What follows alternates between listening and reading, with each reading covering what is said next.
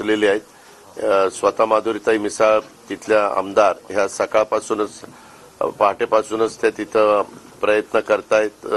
तिथले जे नागरिक त्यांच्या सोसायट्यांमध्ये पाणी गेलेले आहे, काही पहिले मजले पाण्यामध्ये गेलेले आहेत, त्यांना पाण्यातनं बोटीतनं बाहेर काढण्याचा प्रयत्न आपण त्या ठिकाणी करतोय। प्रयत्न नाही, काम चालू केलेलं आहे। एनडीआरएफच्या पण आपण बऱ्याचशा टीमला तिथं अलर्ट केलेलं आहे, त्या पण बोटी तिथं पोहोचलेल्या आहेत। आता मला आपल्या मार्फत महाराष्ट्राला सांगायचंय की आता मुंबईमध्ये कुर्ला घाटकोपरला 2 आपण एनडीआरएफच्या टीम ठेवलेल्या आहेत। ठाण्याला 1 ठेवली, पालघर 1, रायगड 1, रत्नागिरी 2, कोल्हापूर 1, सांगली 1, सातारा 1, सिंधुदुर्ग 1।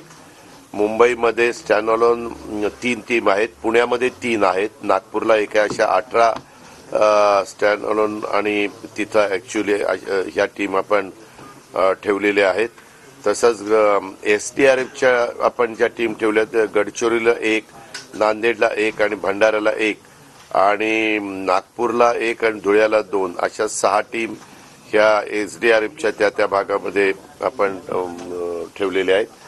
हे सगळं होत असताना झालं काय, रेड अलर्ट कालच सांगण्यात आलेलं होतं।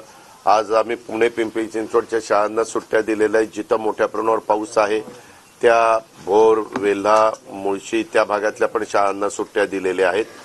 आपल्या इथली धरणं वरसगाव, पानशेत, खडकवासला, टेमघर ही धरणं साधारण कमी भरलेली होती आणि त्याच्यामुळं पाण्याची गरज होती।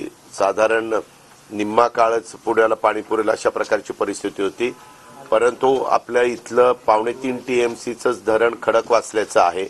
खडकवासल्याला वरच्या भागामध्ये पाऊस ह्या सगळ्या धरणाच्या एरियात 8 इंचाच्या पेक्षा जास्त पाऊस पडला गेला। आपल्या पुण्यामध्ये जवळपास 5 इंचापर्यंत पाऊस पडला गेला।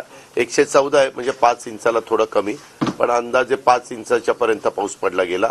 त्याच्यामुळं फ्री कॅचमेंट एरिया आणि कॅचमेंट एरिया या दोन्ही भागामध्ये पाऊस पडलेला मुळे खडकवासला धरण तर लगेचच भरतं।